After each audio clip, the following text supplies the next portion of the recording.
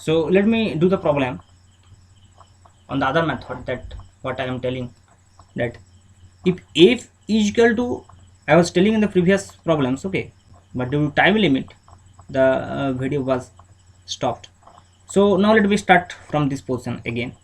We have got this expression f is equal to mu mg divided by cos theta plus mu sin theta, and our aim is to find the minimum value of f, and for what value of theta f will be minimum. This was our aim. Okay, so now when f will be minimum, f will be minimum or f will be decreases if this denominator is increased. If the denominator is increased, then the f will be decreased. So when the denominator will possess the maximum value, then f will possess the minimum value. And when this denominator, that is cos theta plus mu sin theta, when it will be maximum, for what value of theta this expression will be maximum, it will decide the first derivative of this function with respect to the variable, and here the variable is theta because mu is constant. So d theta of cos theta plus mu sin theta is equal to 0 will give you the value of theta such that this expression cos theta plus mu sin theta will be maximum, and that value of theta will give you the condition so that the f will be minimum. Do you understand? If this expression, this denominator, if this denominator is maximum, then this expression of f, basically this f will be minimum. And when this will be maximum, this will be maximum only when the first derivative of this expression with respect to theta, because theta is variable, equal to 0. This is the fundamental rule of calculus. Okay, that if you have any function f of y is equal to f of x, and if you take the first derivative of this function and make it equal to 0, then it will give you the condition for maximum or minimum. But here we will get the condition of maximum only. Actually, according to the basic rule of calculus, that the first derivative of any function will give you the condition of maximum or minimum, but the function will be maximum or minimum. The function will be maximum or minimum. For this condition, you have to check the second derivative. There is second derivative test. But here we don't need this kind of check, because we are sure about the thing that this function have to be maximum. Why? Because we are interested to know the minimum value of f. The question which is asked for the minimum value of f. So if we are going to analyze the minimum value of f, or we are going to get the minimum value of f, then this will be maximum. You can assume that this will be maximum. So we don't need to do the second derivative check.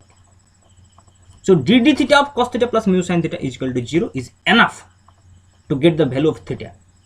The value of theta here will give you the condition of maximum or minimum, but you can assume that this is the condition of maximum. Why? Because if this expression is maximum, or this expression will be maximum, then this f will be minimum, and we are asked to find out the minimum value of f. In the question it is mentioned that you have to find the minimum value of f. So there is no chance of being f to be maximum. So if there is no chance of f to be maximum, so there is no chance of this expression cos theta plus mu sin theta to be minimum. So it should have maximum value at that point. So you can see in most of the cases when we analyze the physical problem, we don't need to do the second derivative test.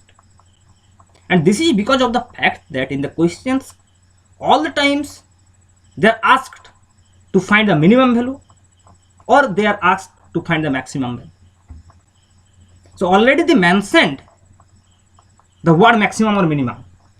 So we don't need to check whether it is maximum or it is minimum, because the question is asked in such a way. If there is no clarity about this maximum and minimum, then you have to check the first derivative as well as the second derivative.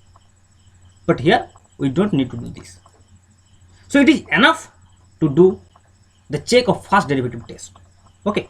So d theta cos theta plus mu sin theta is equal to 0. What will give you this expression? So the derivative of cos theta is nothing but minus sin theta, and the derivative of sin theta is cos theta, that is equal to 0. So sin theta will be mu cos theta, so mu will be tan theta. So mu will be tan theta. So this is the relation between mu and theta, and we know the relation between mu and lambda. Mu is equal to tan lambda also. So we can compare this as tan theta is equal to tan lambda. So theta is equal to lambda. So this is another way of getting the result, that for what value of theta this f will be minimum, and the value of theta is equal to lambda, that is actually the angle of friction.